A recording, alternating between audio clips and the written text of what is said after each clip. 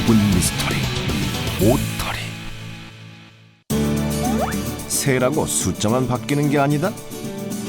새의 운명을 결정짓는 하루의 선택.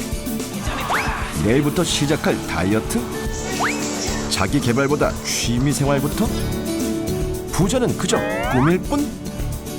대체 언제까지 미룰 텐가? 내가 지금 보여드릴 준비가 되지 않아서 내일은 할 수 있겠어? 그런 마음으로 내일 모레는 할 수 있겠어? 3일 후에는, 4일 후에는, 일주일이 돼도, 한 달이 돼도, 1년은? 방법이 뭘까요? 방법 몰라요, 방법?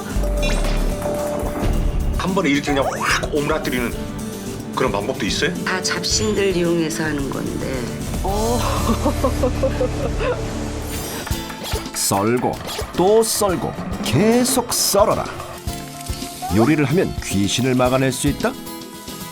귀신을 막는 빵, 네덜란드의 올리볼렌.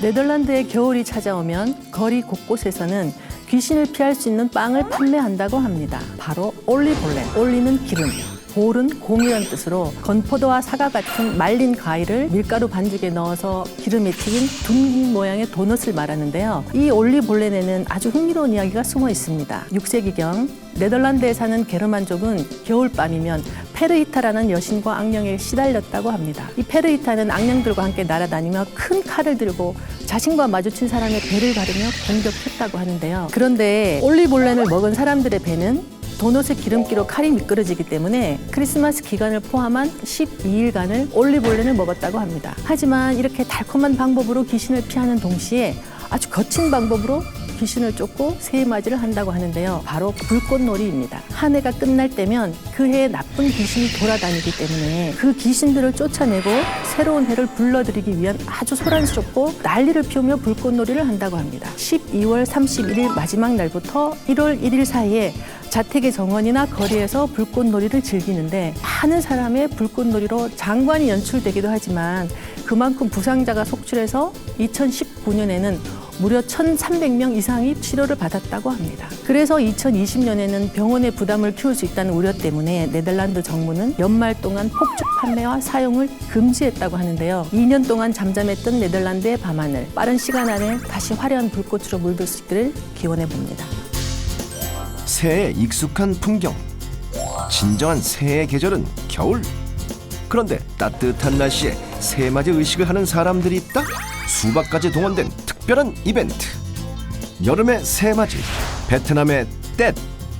베트남에서는 새해를 축하하는 떼시 있습니다. 짧게는 3일, 길게는 2주 이상 연휴를 즐기며 가족과 친척을 만나고 조상신에게 제사를 올린다고 하는데요. 베트남의 떼새는 수박이 필수, 행운과 건강을 기원하는 충문을 새겨 제사상에 올리기도 하고 새해 아침 수박의 가운데를 잘라 익은 정도를 보며 한 해의 길흉을 점친다고 하는데요. 수박의 속이 빨갛게 잘 익고 검은 씨가 듬뿍 들어있으면 한 해 동안 다복할 것으로 여긴다고 합니다. 떼를 지내는 문화는 같지만 지역에 따라 다른 분위기를 보이는데요. 바로 S자 형태를 가진 베트남의 지형 때문입니다. 북부와 남부의 날씨가 달라서 북부에서는 건강과 재물을 상징하는 분홍색 복숭아꽃, 남부에서는 학업운을 기원하고 악기를 쫓는 노란색 매화로 거리를 장식한다고 하는데요. 하지만 화합을 의미하기 위해 스티커나 조화로 매화와 복숭아꽃을 함께 장식하기도 하는데 만약 생화로 장식한다면 그 사람은 정말 부유하다는 뜻이라고도 합니다. 분노를 유발하는 극악무도한 행동. 이게 무슨 짓이야! 축복하는 짓인데요. 가차없이 상대를 공격하면 행운이 쏟아진다? 환상의 물축제, 태국의 송크란드.